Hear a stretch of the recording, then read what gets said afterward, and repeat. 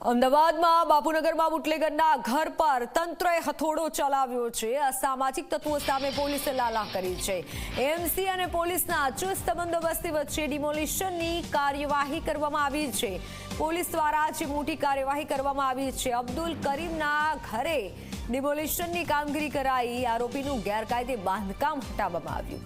સ્થાનિકોએ રાહતનો શ્વાસ લીધો છે। આરોપી વિરુદ્ધ 15થી વધુ ગુના નોંધાયેલા છે અને આખરે હવે તંત્ર દ્વારા જે કાર્યવાહી કરવામાં આવી છે પોલીસને સાથે રાખી મોટી કાર્યવાહી તંત્રએ કરી છે।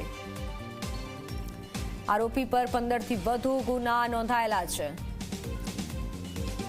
ગત 18મી તારીખનો એક સોશિયલ મીડિયામાં વિડીયો વાયરલ થયો હતો જેમાં પોલીસ સાથેની ગેરવર્તણૂક આપણે બધાએ જોઈ।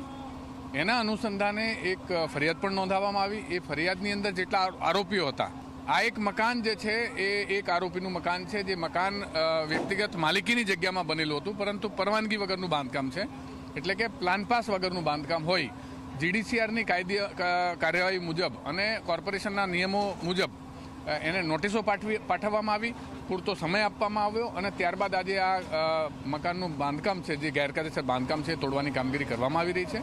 એટલે કુલ મળીને આ જે એફઆઈઆર થઈ હતી એની અંદર જેટલા આરોપીઓ હતા એ પૈકીના તમામ આરોપીઓનું આ જે મકાનો હતા એ મકાનો તોડવામાં આવી રહ્યા છે।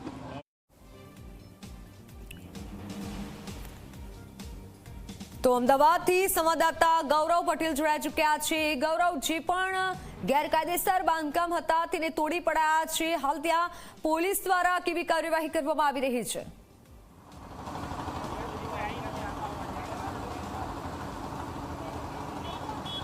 મિત્તલ, વાત કરીએ તો જે પણ કોઈ અસામાજિક તત્વો ગુજરાતમાં છે અને અસામાજિક તત્વોએ જે સરકારી જમીન અથવા તો પોતાની જમીન ઉપર જે ગેરકાયદેસર બાંધકામો કરેલા છે તેની સામે દાદાનો હથોડો ચાલી રહ્યો છે। અમદાવાદમાં 18 ડિસેમ્બરની રાત્રે એક ઘટના ઘટી હતી જેમાં એક આરોપીએ પોલીસને સામે લિટરલી દાદાગીરી કરી હતી અને તેમને જીપમાં બેસાડીને દૂર કરવા માટે મજબૂર કર્યા હતા। એ દિવસે જે ફરિયાદ નોંધાઈ હતી તેમાં 4 અલગ અલગ આરોપીઓના નામ હતા। અત્યાર સુધી જેટલા પણ આરોપીઓના નામ હતા એ આરોપીઓએ અમદાવાદ મહાનગરપાલિકાની જગ્યા, એટલે કે જે સરકારી જમીન પર બાંધકામ કર્યા હતા તે તોડી પાડવામાં આવ્યા હતા। તે પૈકીનો એક આરોપી હતો જેને પોતાની જ માલિકીની પોતાની જ મિલકત ઉપર એક બાંધકામ કર્યું હતું, પરંતુ એ મિલકત તેને મહાનગરપાલિકાની કોઈપણ પ્રકારની પરવાનગી વગર બાંધી હતી। આરોપીનું નામ છે અબ્દુલ કરીમ ઉર્ફે મોહમ્મદ સરવર। આ કડવાએ જે પોતાની જગ્યા ઉપર મકાન બાંધ્યું હતું તેમાં કોઈપણ પ્રકારની બીયુ પરમિશન કે એએમસીની મંજૂરી લેવામાં આવી ન હતી, જેના પગલે મહાનગરપાલિકાએ કાર્યવાહી કરીને જે મકાન છે તે તોડવાની શરૂઆત કરી છે। આ સીધા દ્રશ્યો તમે જોઈ શકો છો કે તેના ઘરનો તમામે તમામ સામાન બહાર લઈ લેવામાં આવ્યો છે। દાદાની જે હથોડો છે તે તેના મકાન ઉપર ચાલી રહ્યો છે, એટલે કે કોઈ પણ પ્રકારની પરવાનગી તેને પોતાનું મકાન બાંધવા માટે લીધી ન હતી। અમદાવાદ મહાનગરપાલિકા અને પોલીસે આ સંયુક્ત ઓપરેશન હાથ ધર્યું છે। ખૂબ જ મોટી સંખ્યામાં પોલીસનો બંદોબસ્ત રાખવામાં આવ્યો છે, જેના પગલે કાયદે અને વ્યવસ્થાની પરિસ્થિતિ કથળે નહીં। તમે જોઈ શકો છો કે જે ટોરેન્ટ પાવરના અધિકારીઓ છે અથવા તો જે ગેસ લાઇનના જે કર્મચારીઓ છે તે અત્યારે હાલ કાર્યવાહી કરી રહ્યા છે, જેના કારણે કોઈ બીજી નાની મોટી ઈજા ના થાય। એટલે કે આ જે મકાન તમે જોઈ રહ્યા છો તે વ્યક્તિગત માલિકીનું છે, વ્યક્તિગત જમીનનો પ્લોટ હતો, જમીનની જેની માલિકી હતી એમની જ આ મકાન છે। પરંતુ મોટી ઘટના એ છે કે આ મકાન બાંધવા માટે તેને કોઈપણ પ્રકારની અમદાવાદ મહાનગરપાલિકાની પરમિશન લીધી ન હતી। છેવટે આજે દાદાનો જે હથોડો છે તે ચાલ્યો છે અને આ મકાનને જમીનદોસ્ત કરવાની કાર્યવાહી ચાલી રહી છે। ખૂબ જ મોટી સંખ્યામાં પોલીસનો કાફલો પણ અહીંયા તૈનાત કરવામાં આવ્યો છે। આપણી સાથે જોડાયા છે ગામી સાહેબ, તેમની સાથે વાત કરી સાહેબ, કયા પ્રકારની કાર્યવાહી આજે? એમસી દ્વારા દબાણ હટાવવાનું કામગીરી ચાલે છે હાલમાં, અને આ આરોપી આપણે પહેલાં ગુનામાં સંડોવાયેલો છે એટલે એના કાર્યવાહી હાલમાં ચાલુ છે। કેટલો પોલીસ બંદોબસ્ત રાખવામાં આવેલો છે? 400 જેટલી પોલીસના બંદોબસ્ત રાખવામાં આવેલ છે। આ દબાણ હટાવવાનું હાલમાં કામગીરી ચાલુ છે। કોઈ અસામાજિક તત્વો કે અસામાજિક તત્વો હાજર હોય, કોઈ કાયદોની વ્યવસ્થાની પરિસ્થિતિ કથળે એવી કોઈ સ્થિતિ ખરી હાલ? ના, હાલમાં કોઈ પરિસ્થિતિ નથી। તમે જોયું કે આ હતા એડી ગાંધી સાહેબ, જેમનું કહેવું છે કે પૂરતો ચુસ્ત પોલીસ બંદોબસ્ત રાખવામાં આવ્યો છે અને કાર્યવાહી ચાલી રહી છે।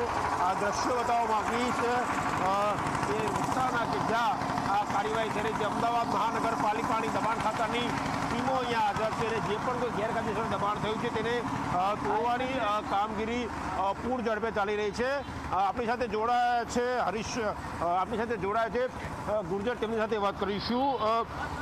કયા પ્રકારની કાર્યવાહી આજે અહીંયા?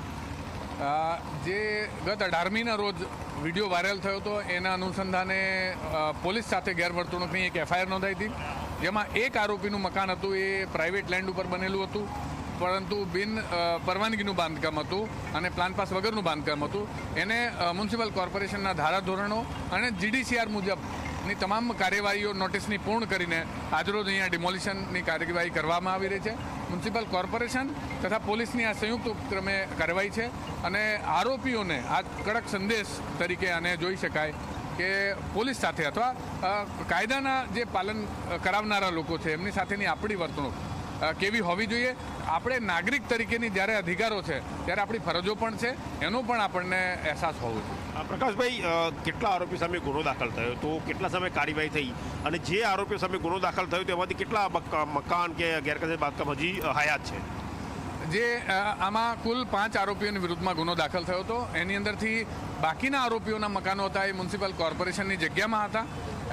એ તમામ ડિમોલિશ કરી દેવામાં આવ્યા છે. એ તમામ ઝૂંપડાઓ હતા, એ મકાનો હતા, પાકા મકાનો પણ હતા, એ પણ ડિમોલિશ કરી દેવામાં આવ્યા છે. અને એક મકાન જે છે એ આપ જોઈ શકો છો 3 માળનું મકાન છે. એ છેલ્લા આરોપીનું જેનું તોડવાનું બાકી હતું એ માત્ર એક મકાન હતું. જે 3 માળનું મકાન છે એ બિન પરવાનગીનું મકાન છે મેં કહ્યું એમ, અને એને ડિમોલિશ કરવાની કામગીરી અત્યારે હાલ ચાલુ છે.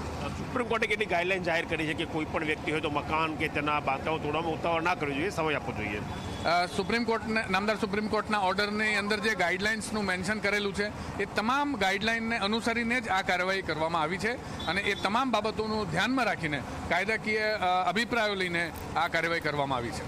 તમે જોયું કે આ હતા પ્રકાશ ગુર્જર, અમદાવાદ મહાનગરપાલિકાના લીગલ સમિતિના ચેરમેન, જેમનું કહેવું છે કે સુપ્રીમ કોર્ટે જે ગાઈડલાઈન જાહેર કરી છે તેનું સંપૂર્ણ પાલન કર્યા બાદ, તમામ અભિપ્રાયો લીધા બાદ આ કાર્યવાહી કરવામાં આવી રહી છે. 3 માળનું મકાન છે જેને તોડવાની કાર્યવાહી અમદાવાદ મહાનગરપાલિકા અને પોલીસે સંયુક્ત રીતે હાથ ધરેલી છે. મિત્તલ.